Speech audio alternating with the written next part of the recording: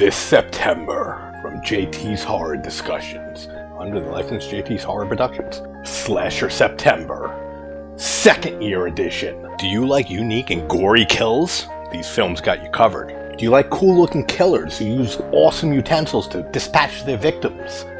Got you covered too. Do you like loads of tits and ass all over the place? Don't worry, we got boobies and stuff flying all at you here. Plus some other movies that have nothing to do with slashers.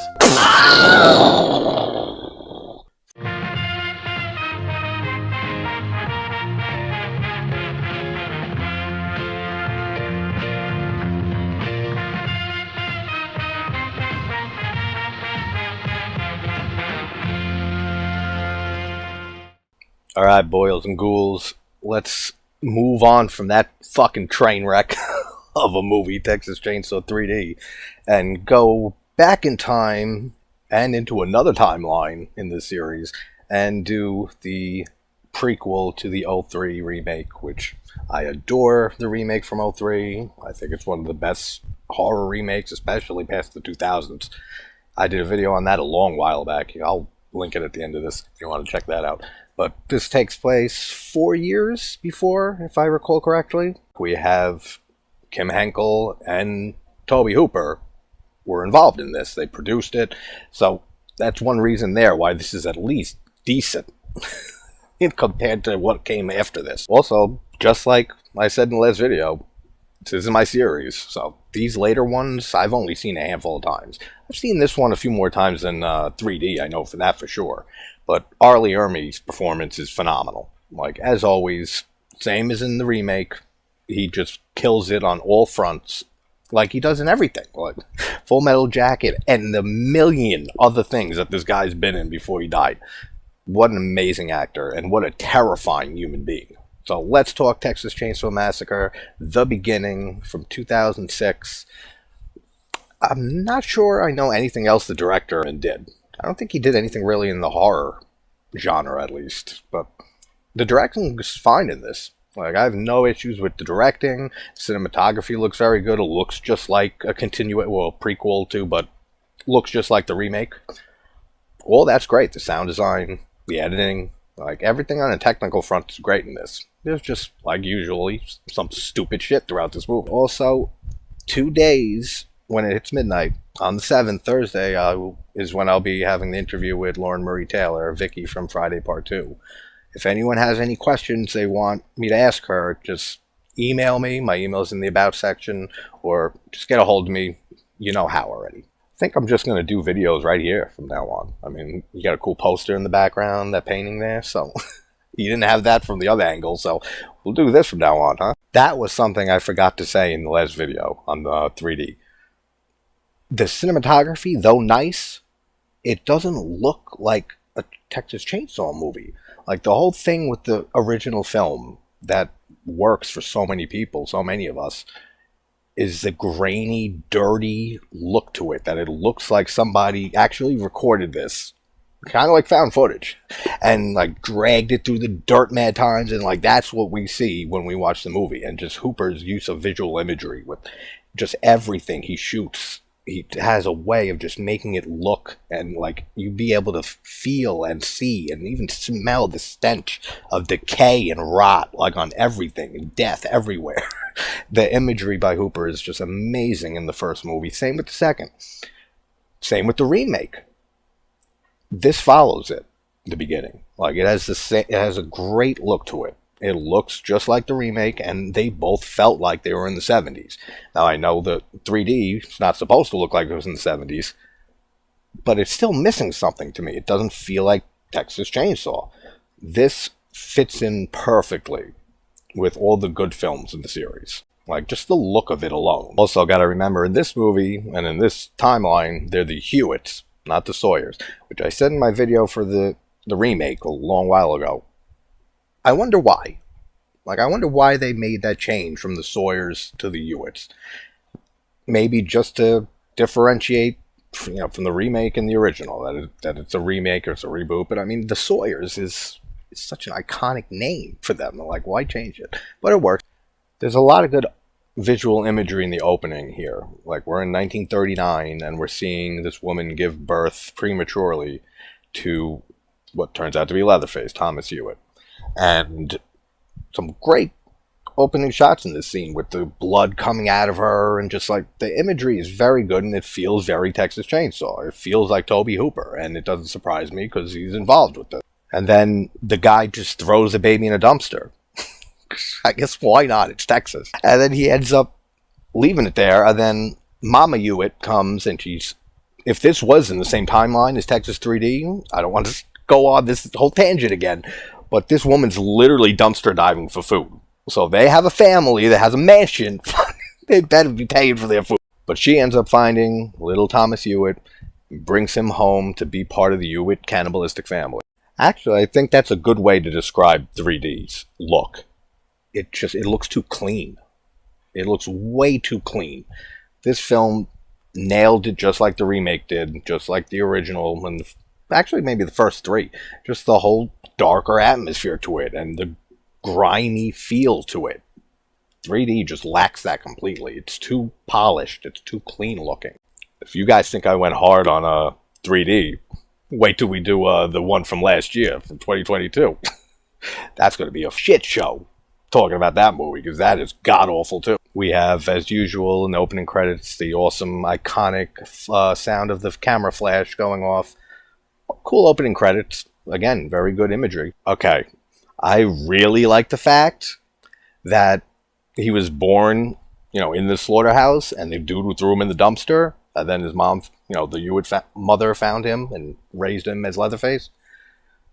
30 years later now we jump, and he's working in the same slaughterhouse, working for the same dude who threw his ass in the dumpster.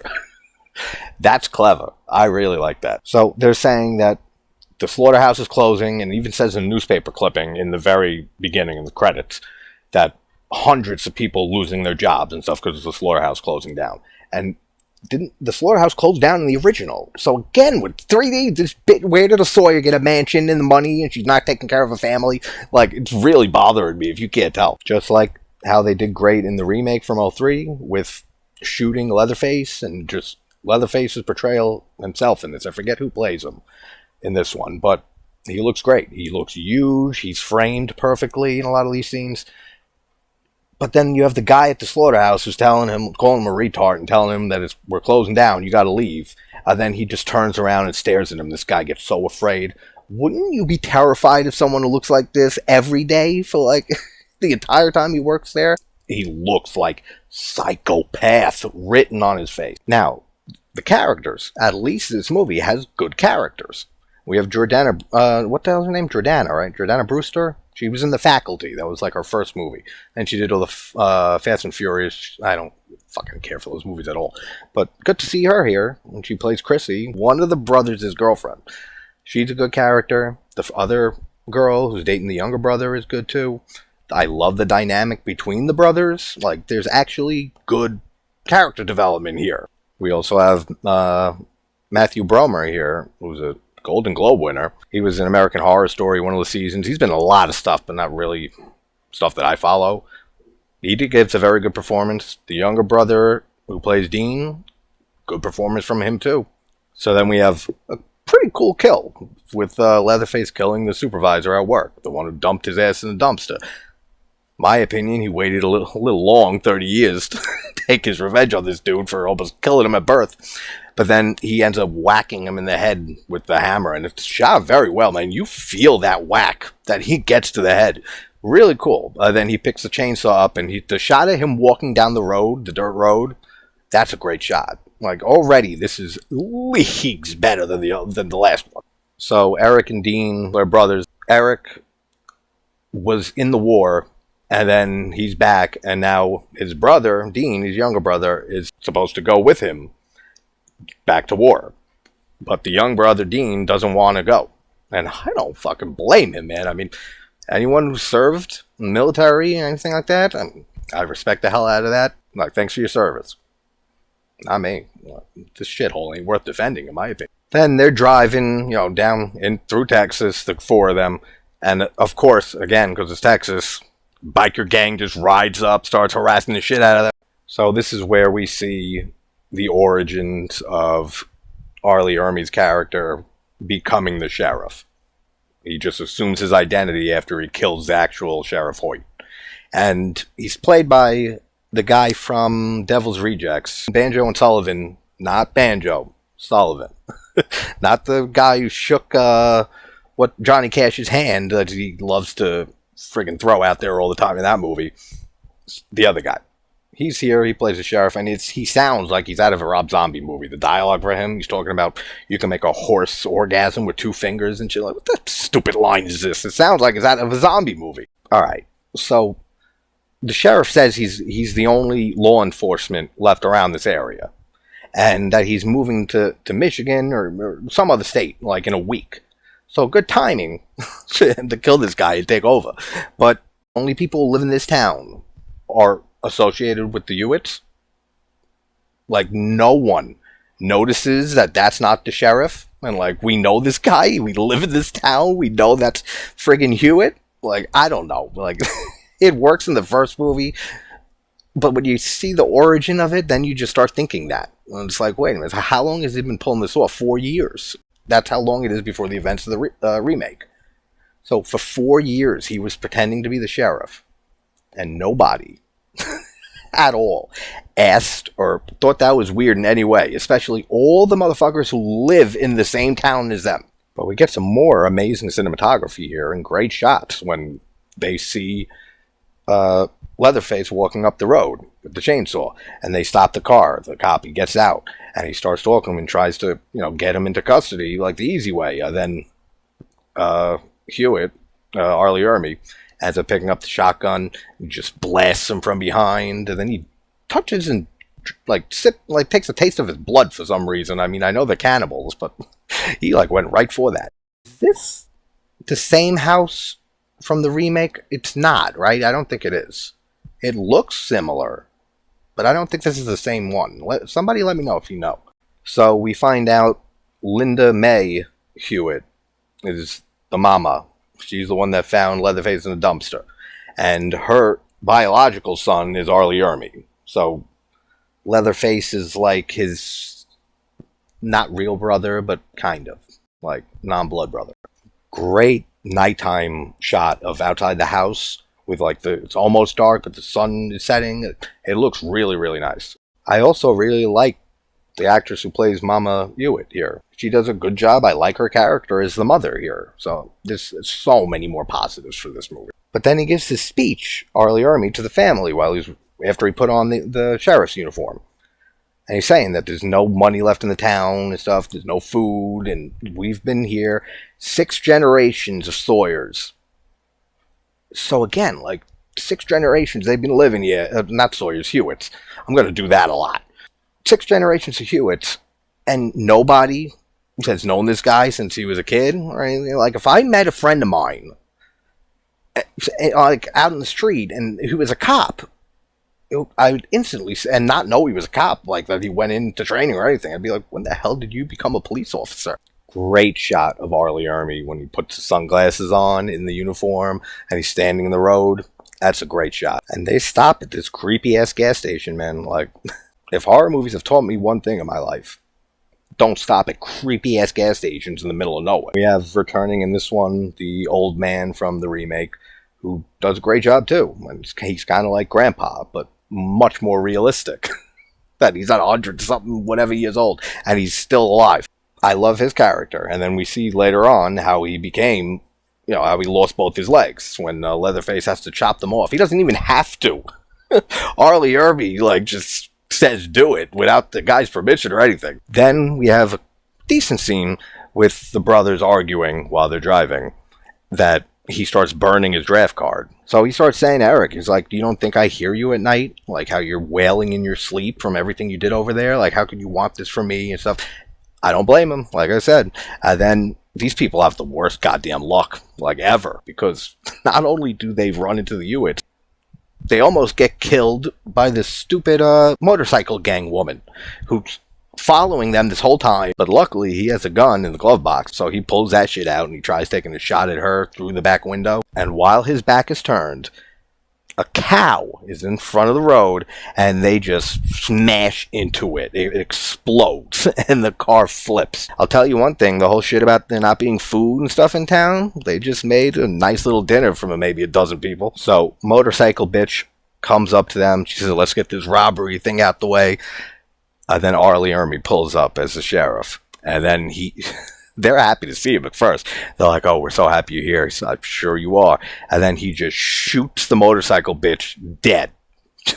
And now they're freaking out. Now, during all this, Chrissy, Jordana Brewster, was thrown so far from the car that she's hidden in the field during everything that comes after this. Their whole encounter and everything with Ermey.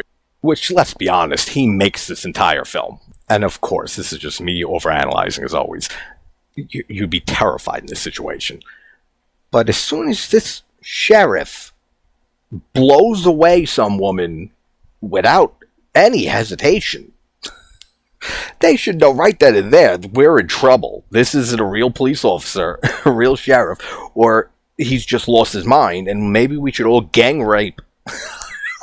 Not rape. Can't believe I said gang rape. They should go up to him, and they should have just ganged up on him and just bum rushed him, and just, it's better than dying. Like, every indication so far of their encounter with him is pretty much leaning that way, that this guy's a maniac. He just killed his woman. He's probably going to kill you guys too, so take a shot, right? So then he finds the burnt draft card, and he can read the name Dean on it, so he asks which one is Dean, and Eric, the older brother, steps up and says that he's Dean. So that, trying to protect his brother, which is great. I said I love their relationship, their brotherly relationship here. Alright, this is just a small nitpick, because he makes a clear statement of this in the remake, Ermey. He says in the remake, when they're putting the body, after they wrap up the hitchhiker's body that blows her brains out, they go to put her body in the back seat, and he says, what's wrong with you guys? Like, you're not going to put that body in the back seat? Put it in the trunk. But yet here, he takes the woman, the biker that he shot, and he just puts her in the passenger seat. Maybe in those 4 years between this and the remake, he learned the whole cleanliness is next to godliness thing. So Eric sees Christy in the grass, so he knows that she's okay. So they get in the car, in the back seat of the police car, the three of them, and he tells the other two. He says, like, I saw her, she's fine, just don't say anything. Then he gets in the car, and then Blondie, she says to him that, is it proper police procedure to have a dead woman's corpse riding shotgun? This is the first thing she questions. Like, that's police procedure? What about all the shit that's happened way before this? I'm pretty sure shooting somebody dead on arrival and not having them being taken in and questioned and for a crime or taken to jail, and then they get a court appearance or anything. None of that's necessary, apparently. I do like the scene. It has some decent tension in here when the old guy comes with the tow truck and Chrissy gets into the car that was smashed up.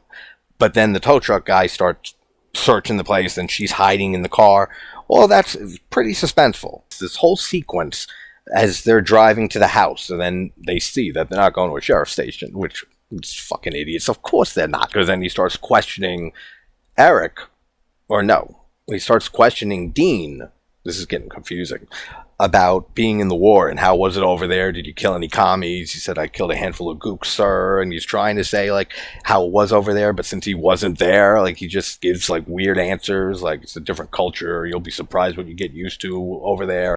And then they got to see this big-ass man, Leatherface, come out and just pick up the dead biker chick's body and just storm back into the house. So far, this is actually going up for me a decent amount. It's pretty damn good. But the only thing that I feel is lacking from this that we have in the remake, I feel like there's a lot more pacing issues here. Like, the pacing's phenomenal in the remake from '03. This, I feel like not as much happens in this movie. Like, it's more of just the two of them being tortured by Ermey, which is excellent. Like, don't get me wrong. I just feel it's not as eventful as the remake, if that makes any sense. But so far, I'm really digging this rewatch. Then the old man comes home. and with the tow truck. So now Chrissy is on the premises, and then Blondie, they got tied to a table leg, and she's hanging under the table. He comes in, and Dean and Eric are hanging, and they're being tortured by Ermey, but he leaves for a second or so. Old man comes up, and they're saying, yo, please help us, please help us. This guy ain't helping you. So then Sheriff Hoyt ends up taking saran wrap and wrapping it around Eric's head, and he can't breathe. And then Dean ends up letting him know and saying that he's Dean, he's not Eric. He's the one who's trying to, dodge the war here and dodge the draft. This guy really cares that this guy's like a coward and not going to war? Like, that's not the reason he's doing any of this. It's for fucking food, right? And he's crazy. So then Dean ends up finally fessing up, saying that he's Dean, and could you please let my brother breathe and stuff. And he ends up taking the wrapping off of him and saying, like, your brother just saved your life. Even though right before that he says, you were just going to let your brother suffocate and die and, like, pretend to be the soldier. And this is what I mean with the pacing. Like, this goes on a little long with the whole draft thing, with the whole Ermey torturing them. Like, it goes on a little long here. But he ends up telling him the only thing between you and freedom is 20 push-ups. If this guy can't do 20 push-ups in, like, 10 seconds, just maybe try to get out of there, I'm going to be mad. I do like, and I think I remember they call back to this at, like, near the end, but when he's trying to do the push-ups and he's whacking him and stuff the whole time, he's saying that's a half of one, that doesn't count. And then later on, when he's beating the shit out of Sheriff Hoyt, he starts saying, like, take one for the country, and whacking his head, saying this one don't count. Pretty sure I remember that, and that's great. Like, nice little callback to this. So then Chrissy, I'm really hoping her name is Chrissy, she ends up happens to just be there when the boyfriend of the girl biker comes riding down the street, and then she's trying to say, like, my friends are in a house over there, crazy people, and he just starts ready to go again, and she's like, they have your friend, and then he just pulls a gun out, and he's like, show me where. The whole reason he exists is just for a kill. We have that fat bitch from the remake. The one who I said in my video for it, it's kind of like David Lynch-esque, like the lines that she has. She's very awkward in that movie. But she's back here, and I love that her and Linda May Hewitt, the mom, are just talking casually and having tea on the table with Blondie laying underneath the table. She's handcuffed to the table. That's great. So then Eric gets free pretty goddamn easily, too. I don't know why he didn't think of this way earlier. He just kicks a beam, and that was hooked, that the whole thing is rigged to, and he falls to the ground, and he's free. And then he goes and he gets Dean, and he says, all right, we got to go hide somewhere. Yo, that's great. This is hilarious. He gets free, and then he runs into the house, Eric, to free Blondie. And like I said, they're having tea at the table, Fat Bitch and the mom. And then they're screaming, he's here. And then Sheriff Hoyt tries to come in the room, and they push the table straight into the door, squishing the big woman against the door, and her reaction is so funny. When Blondie was tied up at first, she looked on the counter in the kitchen, and she saw that there was a set of keys. So she tells him there's keys on the counter. Eric grabs the keys and gives it to her, says, I'll get Dean. She goes to get the tow truck ready. Great scene here. She ends up driving away, and then out of nowhere, where the fuck did he come from? Are you serious? But I'll forgive it. She just gets hooked with a meat hook and ripped out of the car by Leatherface. She was going 20, 30 miles an hour at least, man. She was going fast. He was running 20, 30 miles an hour to catch up with her. It doesn't matter, though, because it's a great scene. Like, if this was in Texas Chainsaw 3D, I'd be making fun of the shit out of it. But it's not. It's in a much better movie, so I can forgive it. Dean ends up running, and he gets stuck in a bear trap. I mean, it's bright as shit outside. So now Eric is down in the basement in Leatherface's domain. I love the way he's like saying, you don't have to do this, and he's saying, you fucker, and just cursing at Leatherface, and Leatherface is touching his face all creepily because he wants that face for a mask. Great stuff. And then the biker dude and Chrissy show up, and now it's nighttime, and he just goes in there stupidly without a plan or anything. She's like, wait, no, they're dangerous. He's like, He just walks right in. He does manage to cap Monty. That's the old dude. Got his name just now. Cap him in the kneecap. And then he ends up losing both his legs over this shit. And then he puts the gun right to Sheriff Hoyt's head. He says, "Where's my girlfriend?" Cool effect. Like when Leatherface peels the skin off his arm, Eric, when he's down there. Then Chrissy ends up getting into the room because Hoyt is screaming from upstairs for Leatherface with the biker. So Leatherface goes up there to kill the biker with his chainsaw, and she sneaks into the room and tries to free him. Absolutely hysterical, and I love when Ermey says, "Oh, this ain't the girl." Like, he shows the biker to Blondie. He's like, "That's not her." He's like, "Oh, that's not the girl? Well, trust me, you don't want to see the other one." That's great. Maybe I missed something. Someone let me know if they know this movie well. The biker guy came with his own gun. So now the Blondie is yelling at him, "Just shoot the sheriff." He goes to pull it, no bullets. How the hell did this guy go into this house knowing he might have to kill some fuckers and not have bullets in his gun? Like, come on, that's so dumb. Ermey, again, just kills it with his lines here. When he's holding the biker down on top of the chainsaw that's not revved up yet, he says, "Come on, boy, kill him. This is one of those fuckers who messed with you on the school grounds when you were a kid." All of that's great. And then he just revs the chainsaw up, and he slowly pulls it up and cuts through his body. Great kill. Then we got Chrissy, who she has to hide under the table underneath her boyfriend and has to sit there while Leatherface saws him up, then cuts his face off for a new mask. Could you imagine being this girl? Could you imagine being under a table? The person you love is above you, getting just massacred completely? Texas Chainsaw style massacre? And all of that scene looks great. Like the effects with him cutting the face off, and then he sews it together, puts it on his face. All of that is very well done. I love the pan out shot when Chrissy reaches the door and she's just about to leave, and she hears Blondie screaming from upstairs. Then she's standing in the doorway, and it's just showing you like freedom, and it pans back from her. Or you have to go in and rescue this girl. And of course she goes in. And then we get the great scene with the old man Monty getting his leg sawn off by Leatherface because Sheriff Hoyt is telling him to. And I mean, obviously he didn't need one of his legs cut off, but he cuts the leg off. And then I love how Ermey says, "No, you know what? This isn't symmetrical. I'm going to take the other one off." And then Monty's screaming, "No," the mom's like freaking out, and he saws his other leg off. And that's how he became in that chair without legs. Great scene, and the gore looks good.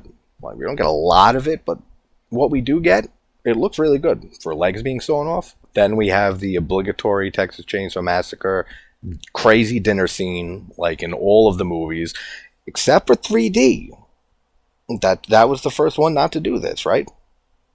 Because we got one in the original, we get one in 2, we get one in 3. We're pretty sure we have one in the Next Generation, how bad that one is too. We have one in the remake, and now we have one here. And it's done very well. It's shot very well. It's chaotic. It's good. Throat cuts and slashers, I've said this many times probably. They don't really do it for me. Like, that's not gore to me, like a throat slash or a stabbing. Like, it's just not gore. But this throat slit on Blondie, it's pretty damn good. It's pretty disturbing, too. The way the mom says, "Set her free, child," and then Leatherface just takes her head and just slits it, and she hits the ground, the blood's coming out. She's dead on the table, and Chrissy's freaking out, screaming. So then Chrissy escapes, and she jumps out the window, just like the original, which is a nice little homage. Yeah, so I remembered right. So Dean was knocked out, and he was at the kitchen table, and then the first thing he sees when he comes to is his girlfriend dead with her throat cut. That sucks. And then he ends up overtaking Sheriff Hoyt and says, reference from earlier, like, "Let's see how good of a soldier you are," and he's whacking his head into the ground multiple times. That's awesome. Okay, are those teeth that fall out of his mouth, I mean, it's hard to believe he still had real teeth, the way that these people live and eat. But I'm pretty sure that's showing the origin of how he was missing his teeth in the remake. And he pulls and says, "Hey, look," to Morgan when he has him in the back seat. He says, "Look, we're twins," and he pulls his 2 front teeth out. this is where that happened, right? So I'm guessing they are his real teeth, but like I said, I don't know about that. Dean doesn't make it out of this either. Great kill too. We get a nice chase sequence with Leatherface chasing after Chrissy. She meets up with Dean, then they try escaping, and he gets a chainsaw right through his back. Then he lifts him up while on the chainsaw. Looks really, really good. So no one makes it out of this. She ends up getting in the car, driving away, and she sees a cop that pulled a car over down like right 20 feet in front of her. Remember when Sheriff Hoyt, the real one at the beginning, said he's the only law enforcement around here? So where'd that cop come from? And Leatherface just takes the chainsaw, he's in the back seat, and just sticks it through the seat, goes through her. She smashes into the cop who was talking to the guy he pulled over. Again, where'd he come from? And then he just leaves, Leatherface. Like, he just leaves her body in the car, and the cop who's smashed on the side of the road, and walks away. I mean, don't you want to keep this under wraps? Don't you not want to get caught? Like, they just leave these bodies there.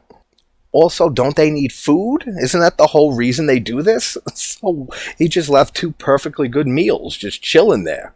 And then we just have the great John Larroquette returning to do narration at the end, saying that between the years of 1969 and 1973, the Hewitts were responsible for 33 murders, and is still considered one of the most notorious, craziest crimes in American history, the Texas Chainsaw Massacre. This was a fun rewatch. Went up a decent amount for me. It's still not one I'd throw on anytime soon again. Like, I don't know. Like this, what I said earlier, I feel like it's not as eventful.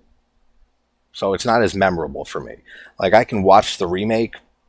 There's some movies that, if there's a prequel to it and it's a good one, that I have to watch them back to back. I could watch the remake and never watch this again. But it's a fun one. It's fun. There's good characters. There's good directing. Cinematography's great. All of that. There's good kills. It's a decent entry in the series. So that's Texas Chainsaw Massacre at the beginning. Zodiac, you picked it. Hope that was good for you. Wherever you guys are from, hope you're having a great morning, afternoon, or night. Take care, guys.